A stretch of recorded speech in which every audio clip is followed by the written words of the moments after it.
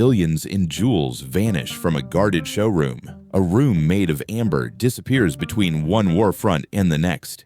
An ancient tunnel surfaces under a coastal temple, and headlines whisper that a queen's tomb might be only a few steps nearer. How do treasures this loud slip into silence? And why do some of the best leads end in locked doors, guarded vaults, or ocean floor disputes? For today's episode, we're following the maps, the rumors, and the dead ends that refuse to die. Forget fairy tale diamonds under glass. The stone that fascinates jewel historians is the one nobody can point to anymore. The Florentine Diamond, roughly 137 carats of luminous yellow, left the Habsburg treasury amidst the chaos after 1918, and then the trail fractures. Accounts say someone close to the imperial family spirited it to South America. Later buzz claims the gem slipped into the US, quietly recut and sold. Its identity erased one facet at a time. Reports also swirl about curses and royal owners. Every great jewel collects stories the longer it's missing. What matters is the math. Change the cut, and a diamond becomes unrecognizable. If the Florentine survives, you could pass it in a museum or a private sale and never know.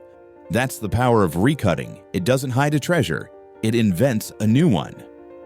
But if a crown jewel can vanish by becoming something else, what about legends that never had a catalog number to begin with? Elysian Park is supposed to be a shortcut to Dodgers games, not a vault, and yet the story refuses to go away. A wealthy rancher, nervous about bandits, hides coins and jewels in the hills. A widow whispers the location to a girl.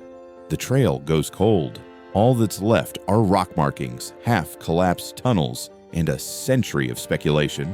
You can point to 1890s news stories and to modern treasure hunters poring over old maps, even to claims of carved symbols that must be clues. But nobody produces the hoard. Maybe it never existed. Maybe someone found it decades ago and said nothing. Or maybe the truth is much simpler. Cities bury their past under asphalt and bylaws, and the easiest way to protect a secret is to make it illegal to look for it. In Elysian Park, permits and restrictions keep shovels out of the ground. Legends thrive when they're just barely within reach. Of course, not every missing treasure is made of gold. Some are bones and brushstrokes, and losing them hurts more than any price tag. Peking Man isn't a pirate chest, it's a window into us. The fossils, ancient Homo erectus remains, were crated up for wartime transfer in 1941. And then, nothing. A marine base changed hands. The boxes vanished into the smoke of history. Decades of searches, theories galore, and the same empty hands at the end of each expedition. If they were destroyed, we lost evidence. If they weren't, they're a note in some forgotten ledger, gathering dust in a place nobody thinks to check. Then there's Leonardo's Battle of Anghiari. In 2012, a team announced pigment behind a wall in Florence, the hint of a hidden mural. The debate exploded, then flamed out. Later, a group of historians argued the uncomfortable possibility that Leonardo never completed the wall painting at all. Which is worse, a masterpiece lost behind plaster, or a masterpiece that never quite made it onto the wall? Either way, the mystery keeps people looking, and that attention is its own kind of currency. Maps help with treasure, but what if the map itself is the mystery? On paper, treasure maps tear. On copper, they survive. The copper scroll, found at Qumran, reads like an inventory run wild. Dozens of stashes, hides, and drop points for gold and silver. Some researchers see a wartime evacuation list, valuables hidden from an empire and never reclaimed. Others roll their eyes and call it an ancient flex or an elaborate joke. The artifact sits in a museum. The debate sits everywhere else.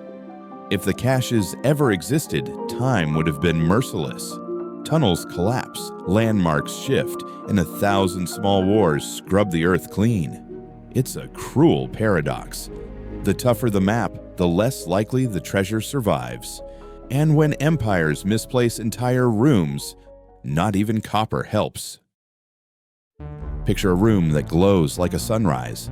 Amber panels, gold-gilded carvings, mirrors catching every flicker of light.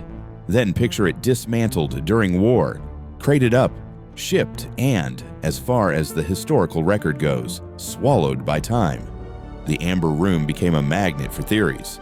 Hidden in a mine, destroyed in a fire, cut apart and smuggled out piece by piece. The replica unveiled in 2003 feels like closure until you remember it's only a replica, a love letter to an empty space. If the original still exists, it survived because someone decided secrecy beats bragging rights. And if it didn't, the allure survives anyway. The mystery is the room now. Some secrets aren't in palaces or crates. They're underground, guarded by curses and rumors, or by geology. Genghis Khan demanded a nameless burial. Legends say an army of workers built the tomb, then vanished by design. Centuries later, satellite surveys, ground searches, and cultural taboos maintain a stalemate. Technology inches forward, and the grave keeps its promise. Somewhere on the steppe, secrecy won. Meanwhile, Egypt refuses to stop teasing us. In 2022, archaeologists announced a rock-cut tunnel snaking under the temple at Taposiris Magna. Reports since have highlighted statues, coins, and carved hints that make the mind race. Is Cleopatra really that close? Rumors suggest a breakthrough is always one chamber away. Skeptics say the queen was buried elsewhere, or that floodwaters erased the trail.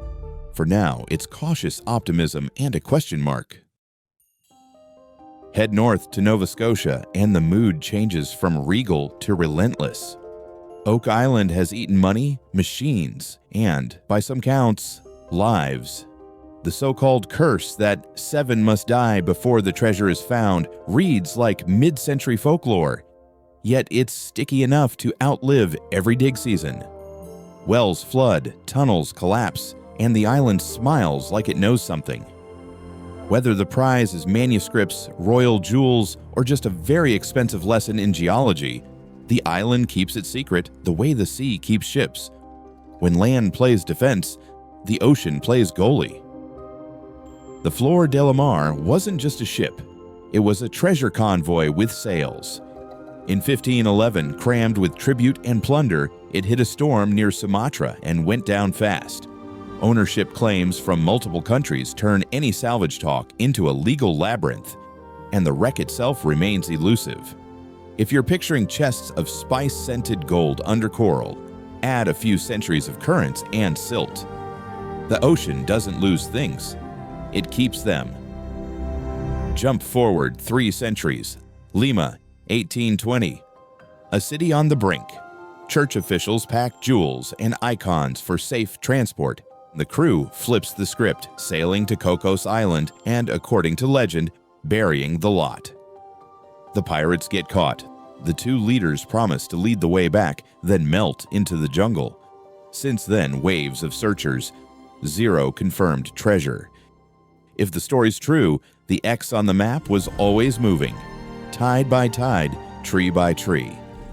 But some of the most irresistible caches aren't royal or imperial. They're personal and very, very portable. Dutch Schultz didn't trust banks. He trusted metal. As prosecutors closed in, the mobster is said to have sealed millions in cash, bonds, and hard valuables into a waterproof safe and buried it somewhere in the Catskills. Since the 1930s, the estimate has ballooned with inflation, and the supposed sites have multiplied with every campfire retelling. TV crews sweep creek beds. Locals compare theories by the deli counter, and every rusted tin can becomes a sign. The simple logic still holds. If Schultz died without sharing the spot, the forest isn't giving it up without a miracle. Rumors claim the stash, adjusted for today, could break 9 figures. Then there's a prize so sacred it resists proof. The Ethiopian Orthodox Church maintains that the Ark of the Covenant rests under guard in Axum. Access is restricted. The claim is immovable. Whether you believe it or not, this is one of the rare mysteries that doesn't rely on a map, a metal detector, or a dive team. It relies on faith, and faith can keep a secret indefinitely. Some treasures vanish because chaos is a powerful thief. Some because recutting a diamond is the perfect witness protection program. Others because laws, legends, or loyalties locked the last door. We chase these stories for the same reason people chased them centuries ago. Not just to get rich, but to be the one who finally makes the hidden visible. Maybe the next headline belongs to a diver with a disputed salvage permit. Maybe it belongs to an archaeologist walking a tunnel, counting the steps to a queen. Or maybe the greatest twist is this: the longer a treasure stays missing, the more valuable its story becomes. And stories, unlike gold, are the one treasure that grows when you share it. Thanks for tuning in. If you enjoyed this video, consider subscribing.